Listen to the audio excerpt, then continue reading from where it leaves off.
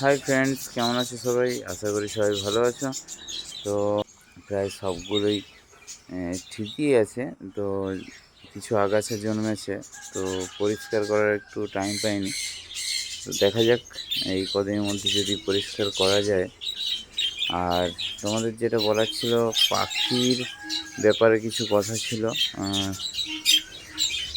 তো যেটা বলার ছিল তোমাদেরকে, যে সেটা হচ্ছে যে যারা পাখি নিচ্ছ বা নিয়ে রাখছো, তাদের একটাই কথা আমি বলবো যে বদ্রি পাখি খুবই মানে একটুতেই ঠান্ডা লেগে যায় বা একটুতেই পায়খানার রোগ চলে আসে। তো যারা যারা করছো, বাড়িতে রেখেছো এক পেয়ার দু পেয়ার, নিজেদের শখ বা ইচ্ছেটা ওখানেই শেষ হয়ে যায়।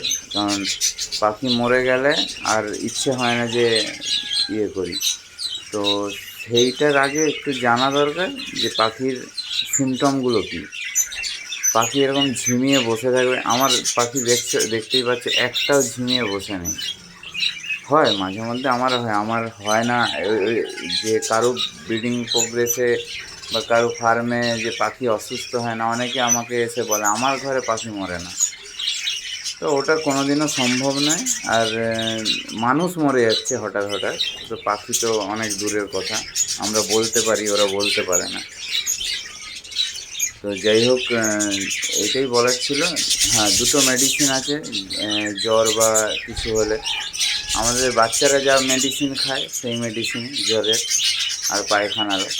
তো একটু লক্ষ্য রাখবে, গা ফুলিয়ে বসে থাকবে।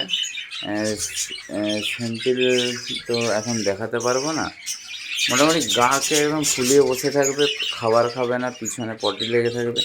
তো একটু লক্ষ্য করে, ওষুধ না জানলেও আমাকে ফোন করো, আমি তোমাদের গাইড করে দেবো।